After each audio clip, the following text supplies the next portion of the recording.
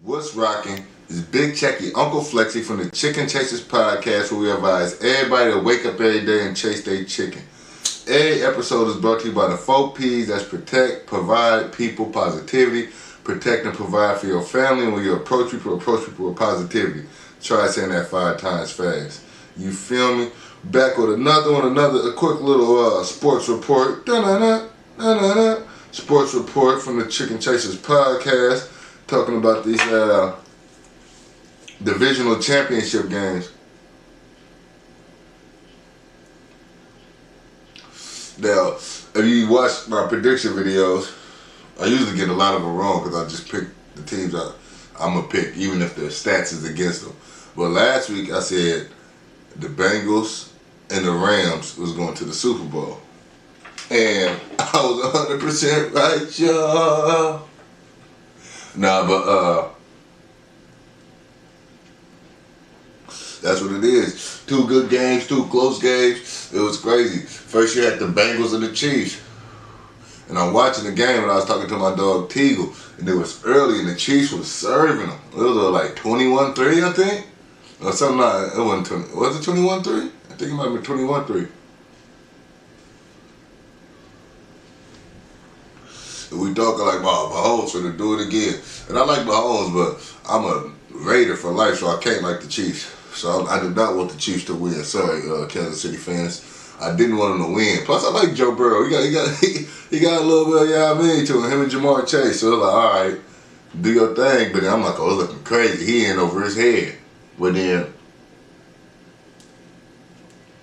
as soon as I got off the phone, it was almost the end of the first half. And that's when the Chiefs got all the way down to the 1 yard line, 5 yard line, and they didn't score before halftime. You know what I'm saying? When they didn't score before halftime, I think the Bengals might have scored something, but when the Chiefs didn't score before halftime, I think that was switched the whole momentum of the game, and the Chiefs just wasn't the same after that. Mahomes was kind of off. He still had some great plays, but to put up all those points in the first half and barely none in the second half, to the point where we had to go into overtime, then, he went for the D balls he usually do, popped up, interception. You know what I'm saying? The Bengals took it down, field goal. They won, 27-24 in overtime. The Bengals are going to the Super Bowl. That's crazy. After all them years, remember back in the day, not back in the day, but like in the early 2000s, with Carson Palmer and Ocho Cinco and TJ Houshmandzadeh and all them, the Bengals was nice. The Bengals was nice. They could just never win in the playoffs. But they had a good team, so, with Marvin Lewis and all, they just couldn't get a playoff win. But now the Bengals is going to the Super Bowl. Joe Burrow, his second year in college, he went to the championship. I think he won the championship his second year in college. Second year in the NFL, he going to the Super Bowl. Can he do it again? I don't know. That was a good game, though. Super exciting. You feel me? Shout out to the Bengals. Then we had the Niners versus the Rams.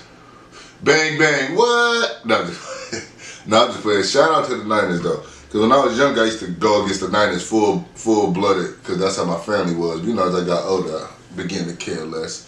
But, so it was just a good game. I did pick the Rams to win. I like Matthew Stafford, though. I like OBJ. Well, I know some people call him a statue Pafford, because they say he like to pad his stats in meaningless games. But he showed up when it was time yesterday. That was another one. Niners jumped out to an early lead.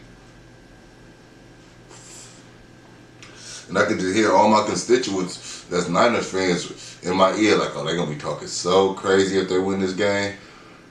But then the Rams start making that comeback. OBJ, Cooper Kupp was doing everything. That whole little receiving staff, and it's just like, and the Niners was like a step away, like a game or two away, 2 games away from being the 2001 Ravens. Remember when they had Trent Dilfer, threw for like 133 yards and they won the Super Bowl by a lot. So it was like, that's how the Niners was. They're like, because I remember back in the day, they had a scheme in the hood these cats was running. They was taking like refurbished Lamborghinis, you know what I'm saying, real life Lambos, but the engines and stuff wasn't in them. So they just put like a Honda engine, Toyota engine or something, but it looked like a Lambo if you drove past it, if you seen it. And I feel like that's what the Niners is. They had a Lambo all around. Their receiving core is dope, their running backs is dope, their defense is dope, but they got a Honda engine with Jimmy G. You know what I'm saying? Not knocking Hondas, but it ain't no Lambo. And it's like, if they had a decent quarterback, they win a division. If they got a top tier quarterback, they could have been close to going undefeated this year. That's how nice the Niners is as a team. But that Jimmy G, he throws you out of games. Bad passes, off passes, interceptions at the crucial times, he does that. And then you match that up with Kyle Shanahan, not knocking dog, but his track record show he's not the best at picking plays in crunch time.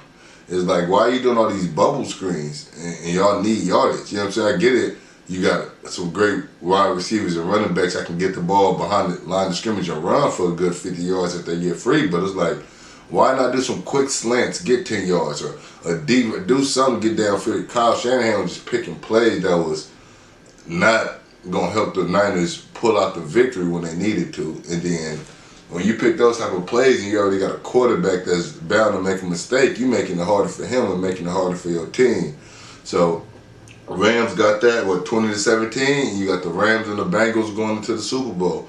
I'll be back on my prediction on that after I ponder on it a little while. That's just a quick little sports report.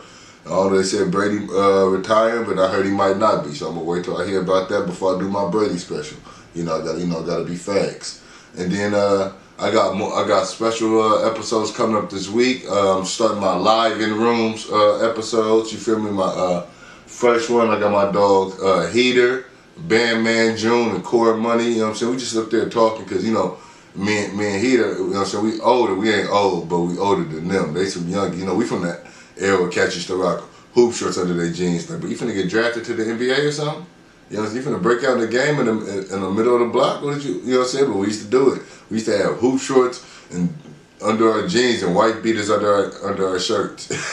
A whole nother fit under a fit. And if you was a real hood and you didn't do the hoop shorts, the cats was rocking pajama pants under their jeans. Yeah, we was wildin'. You know what I'm saying? Big jeans, big drawers. That's when everybody had, it's checkered drawers. They look like a mushroom top of a parachute coming out your pants when you sagging. You know what I'm saying? And then my cats, they from this new era, you know what I'm saying, where these cats be wearing these fitted jeans, but be sagging. I guess that defeat the purpose. I don't know. And then they wear these, these boxer brief athletic drawers, but they be sagging down to their thighs with their whole, I'm like, come on, dog, you gonna catch your ass cold, man, pull your pants up. But, we just talking with my dog June, the upcoming rapper, so we just asking him about, his process in his rapping and where he tend to go with it. So check out that episode, some OGs talking to some young G's. I'm going to have more stuff coming. Shout out to everybody that was involved in it. And stay tuned. Big Checky Uncle Flexi from the Chicken Chasers Podcast. We out.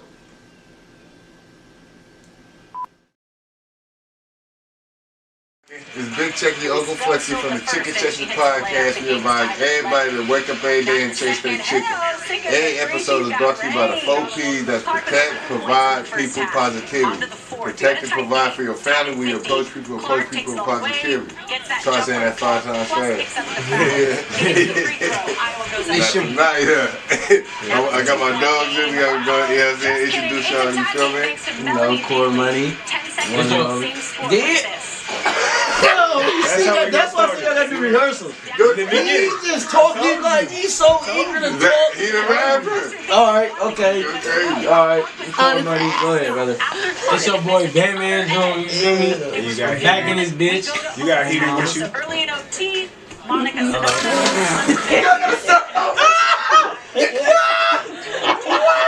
That nigga said he got a Heater with you. What the fuck?